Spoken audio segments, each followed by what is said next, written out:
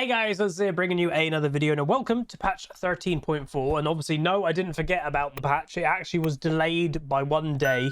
I'm not sure why. Usually a delay happens with an American holiday, so maybe there was an American holiday. If you know what that was, let me know.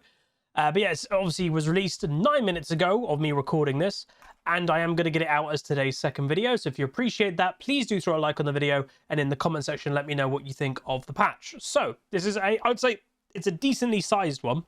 But one of the biggest things is, are they changing it? I think we'll probably talk about it more there in detail, but this is where the LP change is happening, that we're actually all going to be getting more LP per game, but we'll also be losing more LP. It's also important to know, but we'll talk about that later when it comes up in the actual patch. So overview, and as you can see, yeah, pretty big one. We have nerfs to Amumu, Anivia, Azir, Elise, Jarvan, Jax, Maokai, Samira, and Udyr. Buffs to Ahri, Alistar, Felios, Cho'Gath, Malphite, Orianna, Riven, Senna, Veigar, and Viego. Adjustments also to Thresh. System changes to Demonic, Doran Shield, Jungle in general, Magical Footwear, Reddick Shield, Spectral Sickle, Spellthieves Edge, so support items, Steel Shoulder Guards, and Treasure Hunter. And then we have the new Astronaut skin line that is launching on the 24th. Is worth knowing, if the demonic nerf affects like the kind of people that have been abusing the item, that, you know, historically a lot of the champions that are buying demonic shouldn't really be buying it. 2 of them are here, or 3 of them, sorry. Amumu, Maokai, and Udyr, all 3 of those champions are buying demonic, and they're getting individual nerfs. So those champions are getting demonic nerfed, and they're also getting individually nerfed. So those 3 champions might struggle a lot moving forward. Somehow Diana is still escaping nerfs, which is a bit weird. But anyway, let's get into it. So, Ahri. So obviously she had her big model update, so I presume Riot actually want her to be played. We played her and got very, very fed in that unranked diamond game. But I still, throughout that whole match, had that kind of like, I don't actually feel insanely strong like a 15-1 or whatever I was, Ahri should feel. If I was 15-1 on Victor, I would have been melting and deleting people instantly. I didn't have that absolute strength on Ahri. So base health and armor are going up to help her lane survival, and then her cooldown of her ultimate is going down. So although not the buff that I would potentially say she needs, it's a buff to make her survive better in lane phase. That's good. And then having more pressure by having her ultimate up more often. 10 seconds per rank. That's not bad. Still, I think she might struggle, though, compared to the more meta mid laners like Aurelion and stuff like that. Alistar. So this is part of, we're going to see a lot of, you can see in this list, some, not all. Actually, maybe it's the next patch. I'm not sure. Maybe the more changes the items. Everyone, like, well, not everyone, but I've heard that they're trying to change and make the more OG tank supports a thing again. But obviously, if Alistar's the only one that's actually getting a direct buff, maybe that's not true. So, or maybe that was last patch. I'm misremembering. So, passive ally heal increase, Q AP scaling increase, and W AP scaling increase. Again, Riot's general answer to try and make a champion popular again, and you can see it time and time again, is buff its damage. That is how Riot is trying to make champions meta, is just make everything do more damage when... Yeah. Just like the hero would buy. Someone just bought a Huzzy plushie. Thank you, whoever that was. I am recording this, not streaming it, but obviously the alerts still play when I'm recording. So yeah, thank you if you just bought a Huzzy plushie. There will be linked down below. By me recording this, let me just quickly, sorry about this kind of random little pause. We have sold 58 of them of me recording this. So we're nearly 20% of the way there for it to become a real thing after day 2. So that's very good. So anyway, sorry. So passive Triumphant Roar used to be 6% of Alistar's maximum health. It's now 7% of Alistar's maximum health. So when that gets to proper late game, you are talking as a pretty big heal. If Alistar gets to 3,000 health minimum, that's not bad. And then, as I said, his Riot's answer to try and make a champion popular again is just give it more ability power scaling or damage. And that isn't what we want as a community.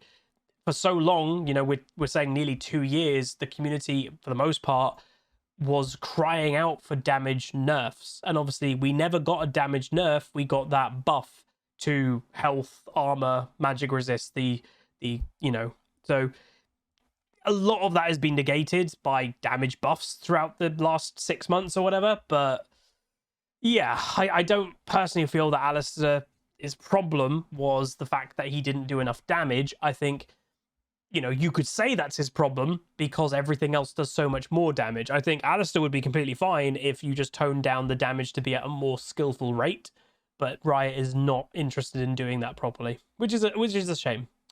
Amumu, health growth decreased, armor growth decreased, and W% max health decreased. So big nerfs to Amumu here. So less health per level, less armor per level, but the big one, because what made Amumu strong was his actual weirdly ticking damage.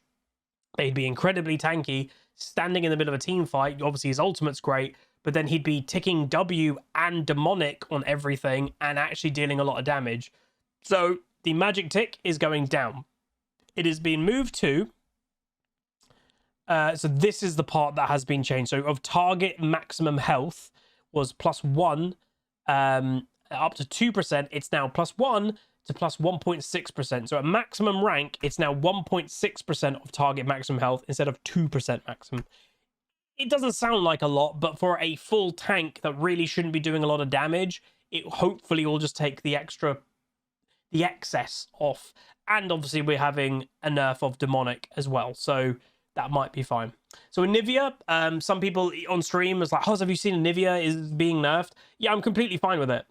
Some people, I know I've always been, or I've surprised people sometimes of when my champions get nerfed. I'm a lot of the time completely okay with it, because ultimately I want a balanced game of League of Legends. I'm not that, like, I know we all have our biases, like I don't like certain champions, but when it comes to game balance, I try to actually take the general approach of what's healthy for the game. Anivia has been too strong since the release of the change of Seraphs and the reintroduction of Rod of Ages. And what that strength actually was isn't her damage. Her damage is fine and is comparable to the popular mid laners. So her damage isn't the crazy thing. You know, Aurelion does more, for example. It was her tankiness, which I will say Aurelion also kind of has too, so does Kassadin. But yeah, Anivia has that tankiness. So as you can see here, they are toning down health growth and armor growth. So they're making her more vulnerable, which is exactly what I would say is actually a good change for the champion, because I'd like to consider myself a good Anivia. Obviously, last year we peaked EU West rank 1 Anivia, rank 6 in the world Anivia. Obviously, this season haven't done as well so far on the champion, but I'm sure we'll recover it. But even I would say I've been seeing a lot more Anivias this year, and a lot of them aren't actually very good. But due to how much strength Anivia's got with Seraph's, Rod of Ages, and also being a bit too tanky, even not very good Anivias were getting pretty strong and fed. When Anivia has always been quite considered a skill-based champion, not very skillful players have been doing actually pretty well with her. And what I'm hoping is just taking off the edge of her tankiness will basically, if you're not a very good Anivia, you're going to get punished more now by not being very good because you're squishier. So that's what I'm hoping is, you know, I'm happy they didn't target her damage, because there are genuinely mid laners that do more damage than Anivia, but her tankiness, her survivability was giving too much freedom for a champion that really shouldn't have a lot of freedom. That's the thing. So I'm completely fine with that. That's fine for me. We'll be playing Anivia, and there you go. Annie, have been enjoying playing Annie. Obviously, they went a little bit too far with her buffs. Obviously, you know, some of us do get confused when Riot releases something and it's like, have they play tested this? But as you can see, they are nerfing a lot of Annie's base health. For a 34 nerf at level 1, some people won't really know what, you know, how big is that? That is a lot of health that gone at level 1. You know, you're talking, what, over, well, 10% of 594 would be 59.4, and they've gotten rid of 34 health. So they've actually nerfed 5% health at level 1. That's a pretty considerable nerf. When again, you're looking at buffs and nerfs, a lot of the time, it's a 1 or 2% nerf. That's a near 5% nerf at max of health at level 1. That's a pretty big nerf. That is the difference of level 1. You're going for an invade. That little extra auto attack will now kill you, where before you might have just survived. It's a decent thing. And then her shield, which obviously her shield build, I've not done myself. I have played Annie support, but I did it the wrong way. Partially, I played Annie support and my team wasn't very good, so I maxed Q in hopes that I could carry. The actual way to play Annie support is maxing E, and then going like an early Briley kind of thing, and her shield is huge. It really is. So they're not nerfing the actual shield size, they're nerfing the shield retaliation magic damage. So when you hit somebody who has Annie shield, you take damage back. They're nerfing the flat amount that does. So it was doing 30, it's now 25 at rank 1. At rank 5, it was 90, now 65. So again, a considerable nerf, especially to the max E build that Annie support does. Won't affect Annie mid as much, because that's the ability you max last in most matchups. But yeah. And then Tibbers is also getting a much larger cooldown. Well, a considerable larger cooldown. 10 more seconds at rank 1, 20 seconds at rank 3. So that will hurt, because Annie, you know, she isn't Lux level of having ult all the time, but it was nice that, you know, with even in late game, 80 seconds, pretty much every single team fight you would have Tibbers. 100 seconds is kind of that rough area that you might not quite have it up in late game every start of a team fight. So that's interesting. Aphelios passive bonus attack speed increased, so yeah, just getting more attack speed, and that, again, very scary champion who scales great with a lot of the good items in the game, just not very popular. And I do believe Aphelios, I could equate him to old Aurelion Sol. Obviously, modern Aurelion Sol is just more standardly a mage, and he's very cool, but I'd say the new Aurelion Sol has lost his identity of being a very niche pick. That the only people that used to play old Aurelion Sol were one tricks and mains. I imagine they hate the update, because if you were an Aurelion Sol main or one trick before, you never got contested, your champion never got banned. Now most mid laners want to play Aurelion Sol, not just the mains, not just the one tricks, and he's banned half the time, because that's the thing that people don't talk about when it comes to reworks, is that kind of niche champion, that little community that play it. It does partially screw that community over if it brings their champion into the game properly, like the Aurelion Sol one has done. They don't get to play their champion as much, nowhere near. And Quinn is obviously, I would say, a prime candidate for that to happen as well. The only people that play Quinn are Quinn aficionados, because she is a pretty bad champion. She doesn't really have a position, and her main position that she goes in is top, and it's always really a bad matchup, usually. So when they change that champion, I'd imagine they're fundamentally going to very much make her a role-based champion, going like, okay, she is a top laner, let's make her into a top laner. Similarly, that Akshan is technically a mid laner. Yes, some people take him top, but he has mid lane identity and mid lane scaling. I'd imagine they're going to do that with Quinn, and that might bring Quinn's popularity up. Thus, and for the Quinn community, they might get banned out more. More people might play Quinn if they do normalize the champion. Really something that they don't think about. And again, talking about Aphelios, I think he has that kind of vibe. He isn't really seen a lot, and he has his own little cult that play him, and that's about it. Unless he becomes really overpowered, and then, yeah, more AD carry general players will play him, but he's not ever in that kind of forefront of just being popular like a Caitlyn is or something. He's obviously a bit more complicated, and that is partially why. But I wouldn't be surprised in the next few years we even see an Aphelios little rework here or there to make him more welcoming, a little bit more approaching. Wouldn't surprise me. But yeah, more attack speed on his passive. And then Azir, not a champion you see all the time, but obviously is still an incredible, scary champion in higher rating, in pro play. And obviously, yeah, the trifecta of the late game hyper carry mids, ignoring Aurelion, but historically has been Kassadin, Ryze, and Azir. Those three have always been the pyramid at the top of the hyper scaling mid laners. And Kassadin and Ryze have both received nerfs, but Azir kind of didn't. And I will say he didn't because he was actually in a pretty weak state. So what are they doing to him? They are changing his base mana. 100 less base mana at level 1. Ow, that's bad. That's really bad. And although mana growth is growing considerably. Okay.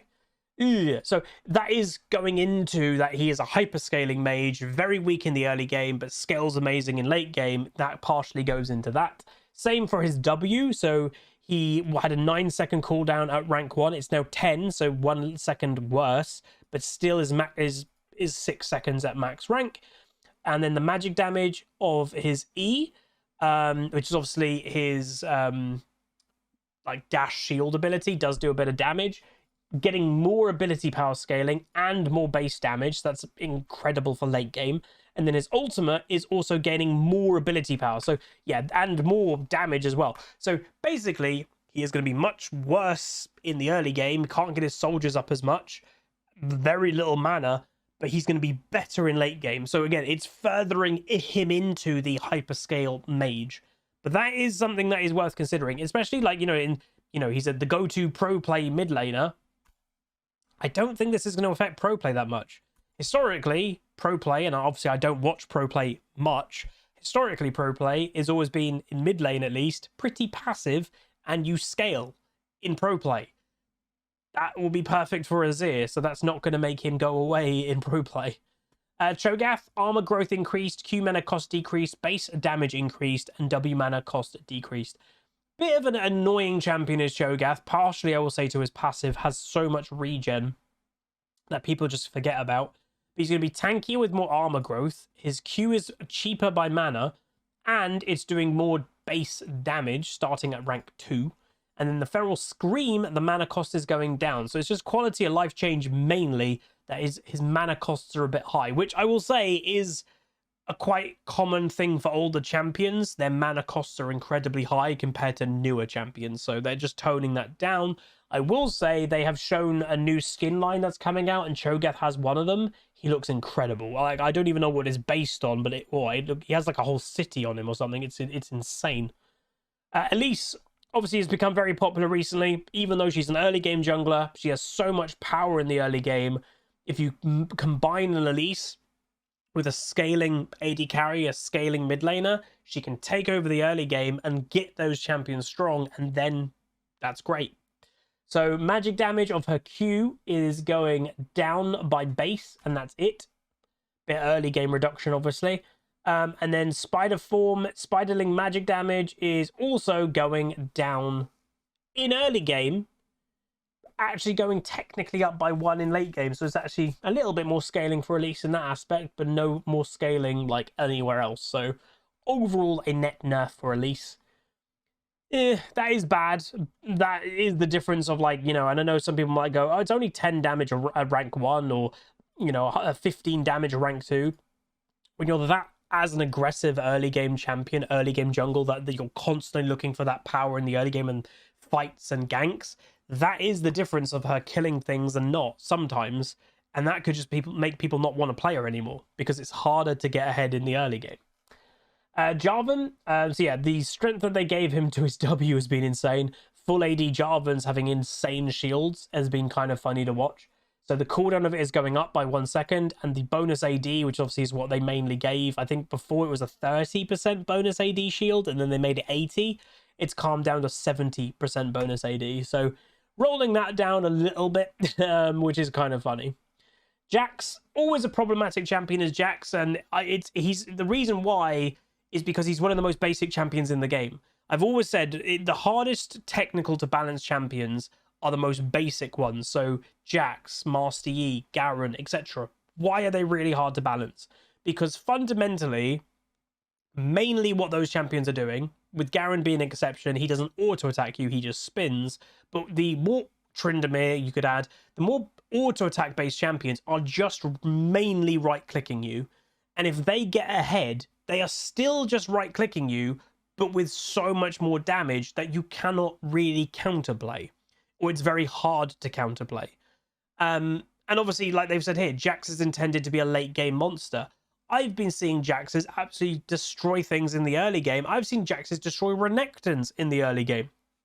That should never happen. Literally, just by how Jax has scaled and the champion that he is, he should be like Kassadin. He should be like, and I would say Kassadin is also really not that weak in the early game, but they should be very weak in the early game because of how much they scale later, but that just hasn't been the case recently. So what they are doing is base health is going down by 20, and health growth, though, is going up by 1. So technically, if you're level 18, because of this change, you'll still be 2 health down of what he used to be, technically.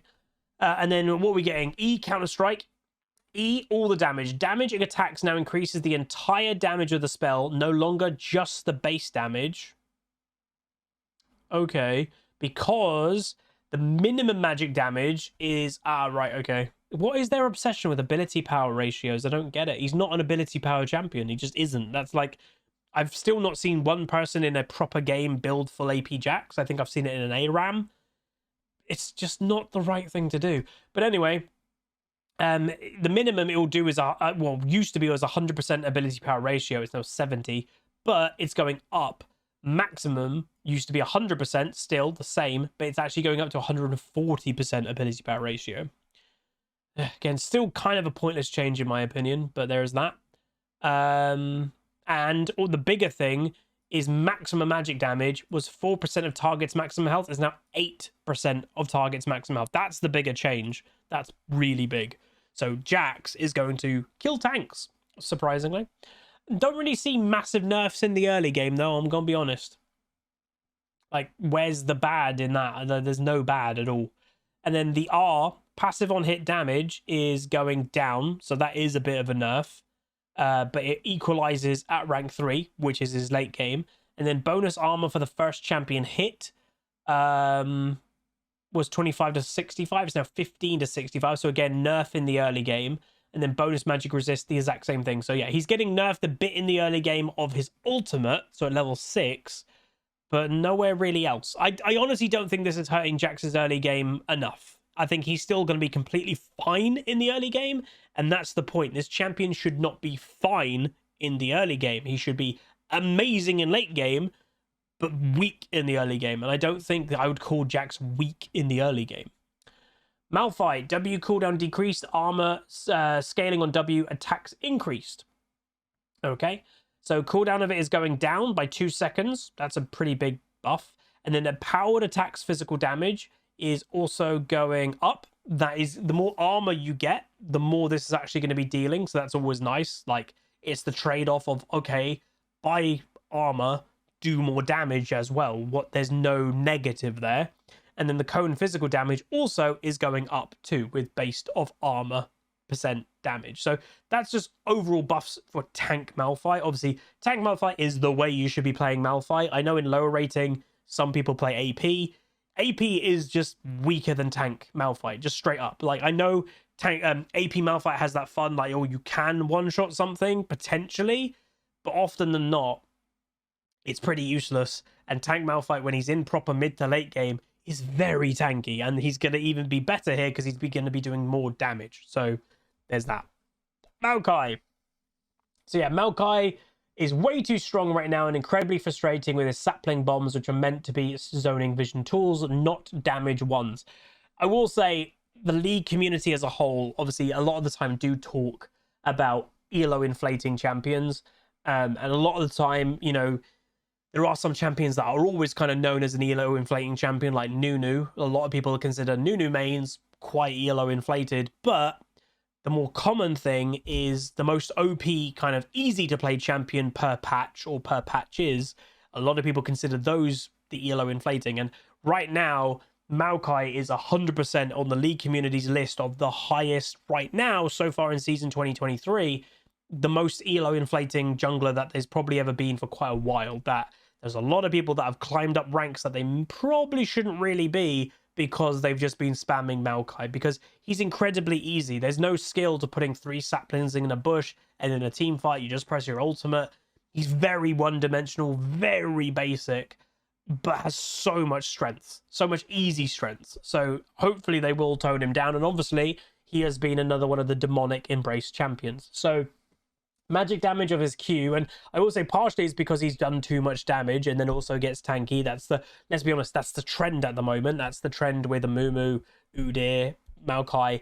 As I've said, also Diana, but she seems to be escaping all of this nerfs. So the Q is getting a damage buff. So they're moving the damage basically from his E to his Q, because his Q, he actually needs to be on top of somebody, thus making him not just a bot that throws saplings. As you can see there, this nets out as about a 7% damage increase from mainly just this. So the base damage is staying the same, the ability power ratio is staying the same, but in like max rank, instead of 3% of target's maximum health, it's 4%, and yeah, that is a pretty nice buff. But because they're doing that, the cooldown of sapling is going up just 4 seconds. That's a pretty decent nerf, 40% technically nerf. And then magic damage is going down on flat. Bonus health is staying the same, but the AP ratio is going down by 10%. But the damage is still doubled when saplings are placed in a brush or a bush, and that is this one. So the bush saplings are still 45%, and then plus 0.9 per bonus AD and 4% more damage, obviously, per 100 ability power. Still the same. Oh, snap. Okay, I see what they've done here. Because I was like, this is a buff, technically, a 0.1 buff. The next one, isn't it? So Maokai's, I would say, with the ability power build that they're doing, might hit around 200 ability power. So before, they were getting plus 8% damage when they get 200 ability power. Now, they're only going to get plus 2%. So that's a big nerf. So that's the big nerf to putting them just in bushes. They're nowhere near going to do as much damage. Orianna, base armor increase, W mana cost decrease. So I will say Orianna, I have seen a little bit here and there in the meta, but one of her, I would say, problems has been partially survivability. Her damage is still not up there with the likes of the popular mid laners, so potentially she still needs a damage buff. But yeah, her survivability hasn't been the best either, so a bit more armor, and mana cost of her W is also going down, which again helps with lane poke and all of that, so that's not bad. Riven, passive bonus AD scaling adjusted, now deals 50% of bonus damage to towers. Oh, and stack resource bar added. So Riven is going to absolutely kill towers, right? Wow, nice. That's crazy.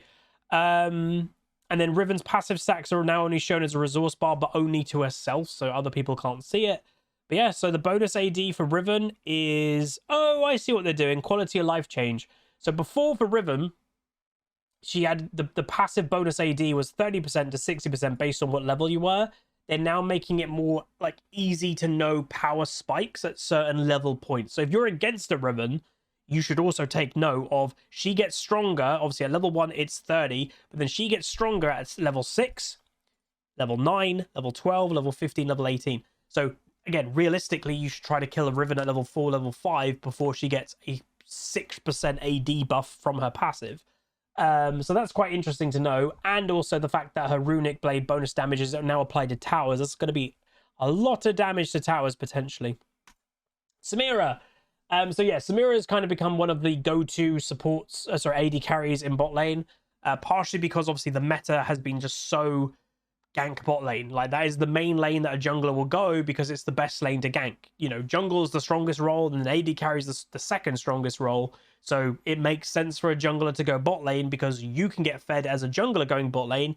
And if you don't get fed, you can get your AD carry fed, and that's the second best role to get fed. So Samira being a very high aggro AD carry, it makes sense that she became popular because she had all this jungle attention from her jungler. They could use the early aggression of Samira, kind of like the same with Draven. He's in that category as well, thus making it really worth, because she's a snowballing AD carry, thus making it worth, and the kind of partnership of jungle worked really well. So they are nerfing her movement speed. So, you know, when she got up to the higher passive stacks, she was very quick. So she used to get 3.5% bonus movement speed per stack. She's now going to get, at level 1, only 1% per stack, but will go up to 4% per stack at level 16. So technically a buff for late game. And then her ultimate, lifesteal effectiveness, is going down. So it was 66.7% lifesteal, and obviously she is a champion that buys both Shield Bow and Bloodthirster, so she does get lifesteal, less lifesteal on her ultimate, doing all the damage in AoE. So there's that. Senna, attack ratio increased, art damage increased, cooldown decrease. Again, very hard champion to balance is Senna because they've tried to release a champion that is both a support and actually an AD carry. is going to be always a hard champion to get right, because if she's too strong in either of those categories, it makes both of those roles actually really powerful, because playing her AD carry still gives her support elements, and playing a support still gives her AD carry elements. So it is a hard champion to balance. So attack ratio is going up, technically. And then her ultimate physical damage is going up. So they are buffing this champion. Also a buff to her cooldown too. So they are buffing Senna. She isn't that popular at the moment, so they're giving it a go to see what happens. Risky, I will say. Thresh, Q damage increased, cooldown decreased late. W cooldown adjusted, shield strength decrease, and E damage increase. All these damage buffs, they don't need damage. So magic damage is going up for Thresh's hook, with also more ability power ratio. And obviously I will say Thresh doesn't build ability power, but his passive when he collects souls does give him ability power, so it will give him more damage. And the cooldown, 19 seconds at rank 1 is the same, but it gets to eventually 9 seconds, so a nice little 2-second buff there. But if you land a hook, it still reduces the cooldown by 3 seconds. So in late game, someone else just bought a plushie. Thank you very much if that was you. I'm recording this, by the way, about 10 to 8 in the evening in the UK. So if you're watching this video and you ordered it around 10 to 8 in the UK, that you know it was you. Let me know if it was you. Yeah, so in late game, if you are very accurate with your hooks, you are going to be having, you know, not a 9-second cooldown. You'll have like a 6-second cooldown if you keep hitting your hook straight away. That's pretty good. W, his lantern is going down in cooldown in early game, but a nerf in late game technically. And then the base shield is also getting nerfed, which, yeah, fair enough. But the magic damage on Flay is getting buffed. Base damage from rank 2 onward is buffed, and the ability power ratio increased again. Ugh. Udyr! Ooh, this champion. Again, Udyr, you could probably lump into the category with Maokai of being kind of that elo inflating champion that a lot of people are being annoyed about. Because again, very basic, very easy to play, very one-dimensional. So health growth is going down, and base armor is going down, so squishier in general. His Q, bonus physical damage on hit, is going down, and then his slow for his ultimate is going down. So both of his builds are being nerfed here, because there still is the one-shot lethality Halo Blades Udyr floating around. Well, this is now being nerfed by 5% bonus AD, so that's the difference of him one-shotting something and maybe not. And then the other build is also being nerfed, because him building Demonic gave him dot damage, and being so tanky, he was basically dotting everything to death with everything being slowed in the increased ultimate, and now his slow is worse as well. So bit of a double nerf to Udyr there, and also a bit more squishy. I think he'll still be played. Like, the one thing which you can never really massively hide from is if you're a player that ultimately has used Maokai and Udyr to get to a rank that you probably shouldn't really be in at the moment, and these champions are now being nerfed, you can't just suddenly just swap to playing something else, because you're just going to go plummet down in rank. These players will try and probably have to still play Udyr and Maokai, but they're just going to be nerfed, so they're going to struggle a bit more. Vigard, Q range increased, that's huge, and W range increased. Oh snap, we're gonna be playing Vigor on the main account. Hell yeah, dude, that's really nice. Wow, that's actually really nice. He's a very immobile mage, so having a longer range Q for lane phase is actually very nice. 100 units is not bad either, and even W having more range is really nice too. Wow, okay, I'm gonna give that a go. It's gonna probably feel a bit weird in the beginning, but that'll be kind of nice. But again, as I said here, he'll still have to risk himself for big E's, Event Horizon, or his ultimate is still low range, but for lane phase farming of QW, he's a bit safer. So that's actually pretty good, because again, Vigor, obviously immobile, late game hyper carry mage. Yeah, he's too easy to kill in lane phase. Viego, a champion that I wish was just deleted. Not as much as Yumi, I grant you, but he's just completely overloaded. And annoying to play against. We've all been against those Viegos that basically win a game by themselves by just being immune in his ultimate, and you're like, great, that feels good to play against. But anyway, Q, Blade of the Ruined King, shot through the heart is new, so the passive damage of Q on basic attacks can now critically strike. Oh god, okay. That's not fun. So crit build Viego incoming. And then our Heartbreaker, physical damage of it is going up by 2%. Oh, Jesus. Of targets missing health, it was doing 12, 16, 20% of targets missing health, but then it was plus 3% extra per 100 bonus AD. It's now 5% extra per 100%, per bonus 100 AD. And yeah, Viego probably quite easily gets to 200, maybe 300 AD in a game, because he obviously does buy some tanky items in late game, but... So yeah, his late game is quite likely to do 30% bonus, or 30% adding 200 bonus AD, 5% each, and then 20% level 16. So yeah, 30% of targets missing health in his ult that he has a reset on. Ugh, that does not sound fun. Demonic Embrace. That is not the nerf I was looking for. But anyway, Demonic has been strong contributor for enhanced clear speed times, especially on the likes of a few top tier picks like Maokai, Udyr, and Amumu. So we're now capping Demonic's damage against monsters, so it isn't as effective. So Azakana's Gaze is now capped at 40 damage per second against monsters. So yeah, that will slow down those three. Also will slow down Diana. But still is going to be a build that they will do, no doubt. That isn't the nerf that I thought they were going to do. Doran Shield, they're nerfing. Less health per 5 seconds. Just thought it was a bit too free in the early game for some champions to build. That's cool. I would say that's nice even for mid lane. Well, apart from when I play Kassadin now, because Doran Shield is good on Kassadin early. But it is quite nice, for, again, when you're playing a mage and you're against a Yone or a Yasuo. A lot of them have Doran Shields and they just regen so much of Doran Shield you can't ever really deal with them. That's cool. Support item adjustments. So they are doing buffs to the melee ones. So Relic Shield health regeneration is getting doubled. That's really nice. Health regeneration of Targons is going up by 25%. So that's pretty nice. And then the ranged ones are being nerfed. So charge generation time of Sickle is going up. So this will obviously affect Senna, but also Ashe support primarily. So that's a nerf there. And then to mage supports, they're being nerfed. So base bonus mana regen is being halved. And then also Frostfang, 25% of it is gone, and the cooldown is going up.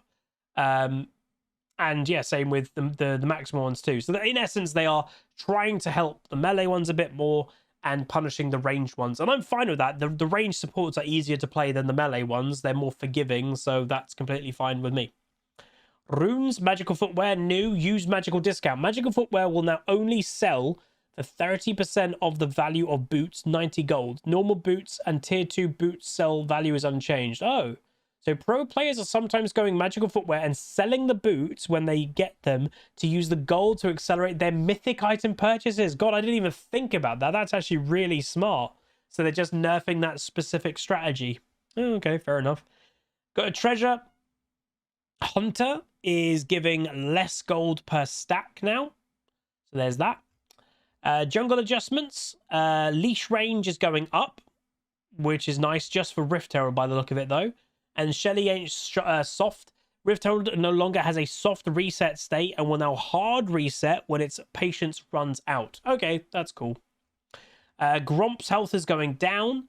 And then the base heal from monster kills is going up. I don't think they need that at all. I play jungle, you know, that's kind of my second role. I don't think junglers need that. It's still the strongest role. It really is. Clear speed, AP junglers have a very generous ratio on their companions' damage. And now that the meta is dominated by these champions, it seems it's a bit too generous. Demonic Embrace after the changes to jungle HP scaling. Blah, blah, blah, blah. So they are... so basically they are nerfing it based on if you're an ability power jungler. So again, literally it's the Amumu, Udyr, Maokai, Diana. They are nerfing it because of these junglers. So that's actually kind of funny. Echo even you could say in there as well. So yeah, the jungle companion damage is less based on your ability power. So there's that. Kill experience. Early game League of Legends has become very snowbally. We're powering down early leads from kills. So when someone gets ahead in the early game, they don't get too far ahead too quick. Okay, so level 1, if you get a kill, it's still the same. Level 2, still the same. If you get a kill at level 3, much less experience. 42 less experience. Level 4, way less experience. Level 5, less yeah.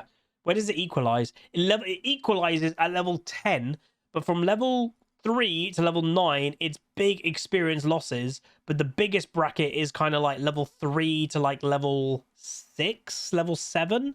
That arguably it's because that's where most of the early kills happen, is level 3 to level 7-ish. So that's interesting. So yeah, that's going to hurt champions a bit more like Draven and Samira that rely on that snowballing. So that's a very actually big change. And then comeback kill experience. So if you're really behind in the jungle, you actually are now going to get 20% per level difference. So if you manage to get a comeback as a jungler, you're going to kind of shoot back up pretty quick, which is good. ARAM stuff. Clash, the first clash of the year officially is March 11th and 12th. Oh, that's actually good, I think. Is that good? I'm trying to work out. Oh no, that's not good. I'm not going to be here. Oh, that's not good. I'm not here that weekend. Oh, that's annoying.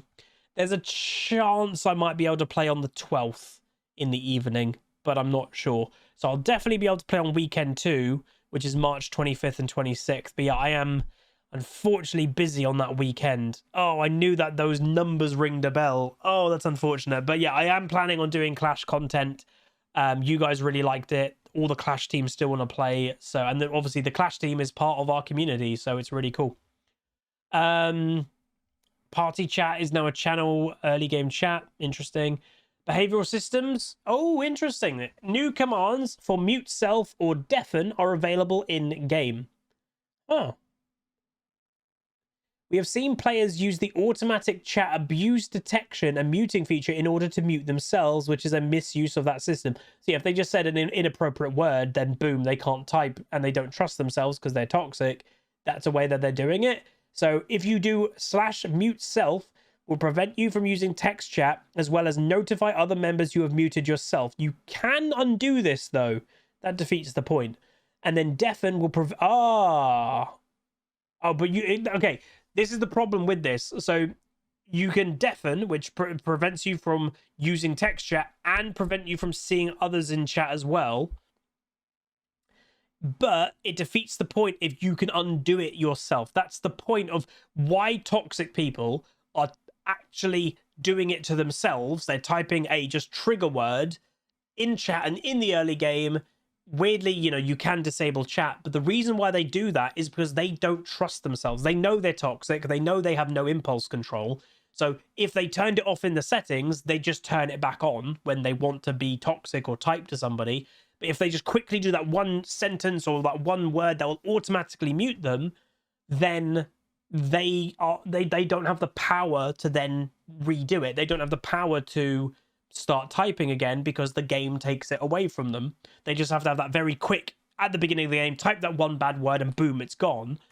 The fact that they can just undo it is exactly why it won't really work, because you can right now turn chat off anyway in the settings by default, but they don't do that because they know they could just undo it anyway. So yeah. Refund tokens.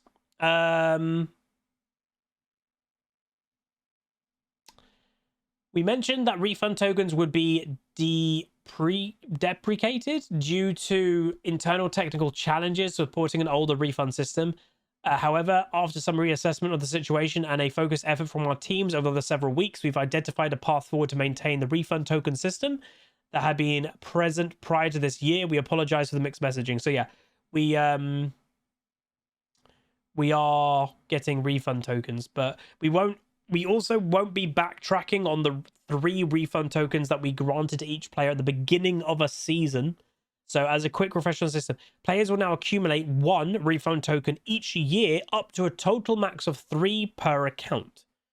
So yeah, where before we used to get 3 per year, we're now getting 1 per year, but only being able to have 3 maximum at a time. So if you never use them, you're not going to keep getting them per year.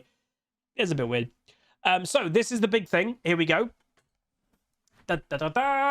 matchmaking, LP stuff. So, in essence, the average LP win and loss when your rank invisible, probably match your the average LP gain and loss at the moment is 15. Plus 15, minus 15. That's the average LP goss. Average LP gain and loss is plus 15 or minus 15. The average is now moving to 22. So if you're just 50% win rate, very neutral MMR, no matter what rating you're in, you'll at the moment go plus 15, minus 15. That is now going to be moved to plus 22, minus 22. What that also means is I saw Medler talking to people in Reddit, I think it was Medler, and someone said, what happens if your MMR is good right now and you gain 22 right now before this change? He said, oh, you'll likely probably gain 32 to 35. They are doing this, by the way, for a couple reasons. One of the big reasons is the grind is simply too big. For especially that they are doing a ranked reset now, obviously in the middle of the year. We have technically split 1 and split 2. If you're somebody of a general League of Legends player that you've got a 9-to-5 job or you've got school and you can't play every day like streamers can, we can play 5 hours a day if we wanted to, maybe even more. You don't have that time. And even if you deserve a higher rank, you might not even, with the grind that League of Legends is at the moment, you might not get to the rank you actually deserve because you can't play as much because the LP gains are just bad. So with this higher LP gain, even if you can't play as much, you are going to be climbing quicker. So it is a good thing. But obviously, it's both a good and a negative. If you go on a big win spree, you're going to be climbing way quicker. Same thing goes if you have a bad loss spree, because the average is also going down, like, oh, the average loss of LP is also technically going up, sorry. So you'll also be losing more LP. A loss streak now is going to mean quite a lot. And then obviously another thing that is happening here is a duo in a match has more of an advantage over the solo players in their match than they should right now. So we're making a change which should result in them being put in games with higher skill players on both sides. We'll continue to monitor and may nudge this value over the next few patches. So yeah, slightly increase skills rating in matchmaking for duo players in ranked solo. Duoing has always been too easy. It's why I don't rate duo players as the same as solo players. They are not the same. Like, just straight up, they're not the same. You take an only duo player and let's say they're in Diamond 3 or Diamond 2. Let's say Diamond 2. Diamond 2 is a respectful rank. You then go, you can never duo again. That player ain't getting Diamond 2 again. They're just not. They're not a Diamond 2 player. They're a Diamond 2 duo queue player. There is a difference. And I know some people, and I don't want to ostracize people, if you're watching this video and you're a duo player, enjoy your game. Right now, duo queue is allowed. Obviously, they might one day get rid of it and then make solo, like they hinted last year. But it is allowed, you know, go for it. It's not against the rules. But at the same time, you just can't say it's the exact same thing. You don't have the same climb a solo player has. You just can't say that. It's much easier. So that honestly is a small nerf to duo, which is nice because, yeah, like it is a lot easier. So making it harder for them having higher rated matches makes sense. Because I guess that just wasn't happening. That's what always was the response from duo players going, but we have harder matches. Honestly, for the last couple of years, I don't think he did.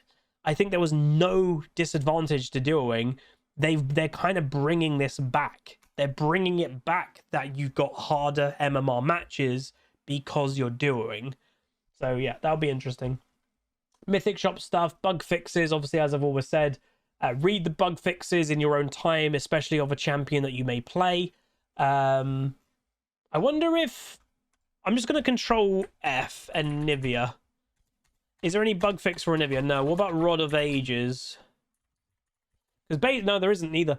Obviously, some of you may remember, we had a really, really weird bug on Nivea that we leveled up where we died and we had egg. And then when we respawned, Rod of Ages didn't give me the automatic level up. It skipped the automatic level up and actually skipped 10 stacks of Red of Ages and actually gave me 11 stacks of Red of Ages. We actually gained more stats.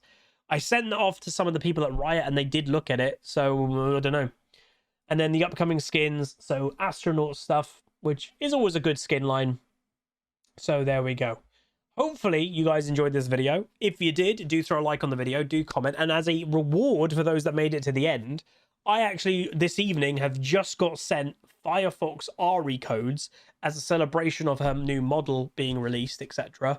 If you want to try and win one of those, all you've got to do is be subscribed, like the video, and as a keyword, comment astronaut.